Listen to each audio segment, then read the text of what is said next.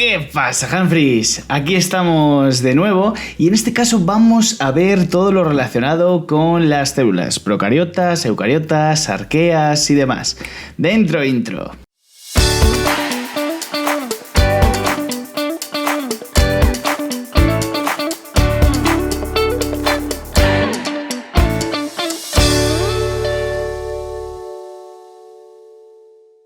Bien, como dijimos antes de la intro, vamos a ver todo lo relacionado con las células. Y no con este tipo de célula, sino con esta, que es la unidad anatómica, morfológica y funcional de los seres vivos por la teoría celular. ¿Por qué funcional? Porque realiza las tres funciones vitales, es decir, reproducción, nutrición y relación. Tiene una serie de estructuras comunes, es decir, tanto procariotas como eucariotas, que luego lo veremos, encontraríamos un citoplasma, un ADN y una membrana plasmática. Encontramos dos diferencias, o sea, dos tipos celulares principales. Uno sería la célula procariota, mientras que el otro sería la célula eucariota. Y dentro de la célula eucariota, en verdad, en los libros de texto aparecen dos tipos, que sería célula vegetal y célula animal, pero nosotros veremos que hay tres tipos: animal, vegetal y fúngica. Carl Gulls, en 1990, con el estudio del ARN ribosómico, pudo observar tres dominios fundamentales, que sería que procariota se basa en el dominio bacteria, dominio arquea, y luego tendríamos otro dominio eucaria separados, ¿no? Dando lugar a tres ramas de un árbol filogenético.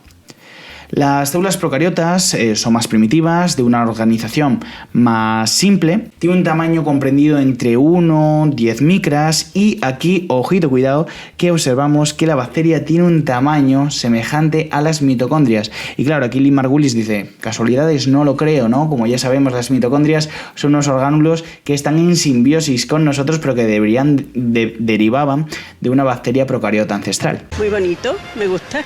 Solo tiene una sola molécula de ADN circular asociada a unas proteínas básicas de naturaleza no histónica, denominadas proteínas de asociación al nucleoide o proteínas SNAP en bacterias. Sí es verdad que en arqueas tienen unas histonas, pero son un tanto diferentes de las nuestras. No presentan membrana nuclear y pueden tener plásmidos. Los plásmidos son un material genético que no es cromosómico y le va a conceder una serie de propiedades evolutivas, una serie de adaptaciones fundamentales para el medio ambiente. Tiene unos ribosomas que van a ser diferentes de los nuestros, es decir, un ribosoma 70S, y presenta una pared celular que, como sabemos, es del antiguo llamado mureína, ahora lo llamamos peptidoglicano. Es un heteropolisacárido de gran relevancia que estaría formado por el acetilmurámico y el N-acetilglucosamina, unidos por un enlace beta que le da una enorme resistencia a la hidrólisis, ¿no? Y como sabemos, pues tenemos de dos tipos. Si el peptidoglicano es la parte exterior, constituyendo entre un 40-90% del peso celular, hablaríamos de las gram positivas. Sin embargo, las gram negativas tiene una estructura trilaminar, tiene una membrana plasmática externa, un espacio periplasmático donde encontraríamos el peptidoglicano, que sería muy pequeño, y luego una membrana plasmática interior, es decir, de una estructura bilaminar de las gram positivas a una estructura trilaminar en el que el peptidoglicano es muy pequeño en las gram negativas. Y luego tendríamos el glicocális. El glicocális es muy importante puesto que constituye una cápsula que protege a la bacteria, por ejemplo, de nuestro sistema inmune, etcétera. También le permite evitar la desecación y a veces forman biofilms, es decir, una asociación de muchas bacterias que tiene mucha relevancia, por ejemplo, en el ámbito de las infecciones, etcétera, ¿no? Luego también tiene otra serie de prolongaciones, como por ejemplo son los flagelos, los cilios, y aquí hay que destacar los pili. Los pili pasan estos plásmidos que decíamos anteriormente de una bacteria a otra, permitiendo un fenómeno de conjugación bacteriana que es así como una reproducción sexual. Pero esto, imaginaros, tenemos una bacteria que es resistente a la penicilina, pero solo hay una, pero por culpa de este pili va a transmitir ese plásmido de resistencia a la penicilina al resto de bacterias. Así que de una sola bacteria resistente al antibiótico ahora tendremos muchísimas, ¿no? Y como sabríamos, ya lo dijimos anteriormente, la amenaza de bacterias resistentes al antibiótico es uno de los problemas que vamos a tener en el futuro y que estamos teniendo ya, ojito. Ahora vamos con las células eucariotas. Las células eucariotas surgieron hace 2.000, 1.500 millones de años. Son procariotas, en verdad son organismos procariotas que tienen en simbiosis otros organismos procariotas y que luego surgieron, luego apareció un núcleo para proteger su material genético, etcétera, pero derivamos de una bacteria, ¿no? Derivamos de un organismo procariota. Tienen un núcleo con una doble membrana y el ADN sería lineal asociado a unas proteínas básicas, en este caso de naturaleza histónica, que son las histonas que conocemos. Presenta una serie de orgánulos membranosos. Así tendríamos al retículo endoplásmico, que ya sabemos que el rugoso, lo voy a decir muy rápido, el rugoso sería para la síntesis de proteínas, mientras que el liso sería para la síntesis de lípidos, colesterol, fosfolípidos, glicosilación, detoxificación de sustancias. Por otro lado tendríamos el aparato de Golgi, que sería como, yo siempre pongo que es como el mediocampo de fútbol. A él le dan los balones y luego los dirige al resto, ¿vale? Lo mismo va a hacer con las vesículas. Le envían vesículas con determinados productos y él los llevará a diferentes partes.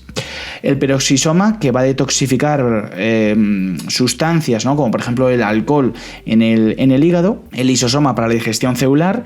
La mitocondria para la respiración y obtención de energía. El cloroplasto para el proceso de la fotosíntesis básico en células vegetales.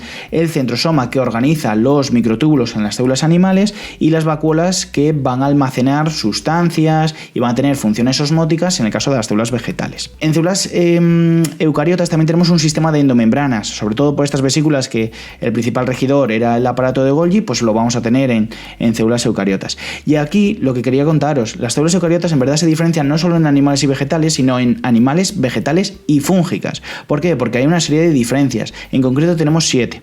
La primera es que la digestión en células animales se realiza por lisosomas, al igual que las células fúngicas, mientras que en células vegetales lo realizaría la vacuola principalmente. La pared celular lo encontraríamos en células fúngicas, que sería de quitina, y en células vegetales, que sería de celulosa. Los cloroplastos serían exclusivos de células vegetales, al igual que los lomasomas, que serían exclusivos de las células fúngicas, que es una especie de excrescencias membranosas, como a modo de vesículas, que se encuentran cerca de la membrana y sería exclusivo de las células fúngicas. En el caso de las células vegetales no tendríamos cilios y flagelos. ¿Por qué? Porque tiene esa pared celular. En el caso de las fúngicas no es muy común, que sí puede tenerlo, y sobre todo las células reproductoras lo tienen. Pero en animales pues es más probable. ¿Por qué? Porque al no tener una pared celular pues le permite una mayor movilidad. Los centrosomas son animales y fúngicos. En el caso de los vegetales no, es una sustancia amorfa. Y por último tendríamos que el polisacárido de reserva es el glucógeno en animales y hongos, mientras que en vegetales sería el almidón típico, ¿no? Y bueno, hasta aquí el vídeo de hoy. Espero que os haya servido de ayuda, que hayáis aprendido un poco más. Nada, cualquier duda la podéis dejar debajo en los comentarios, las comentaremos, las intentaremos resolver y nada, hasta la próxima. Chao.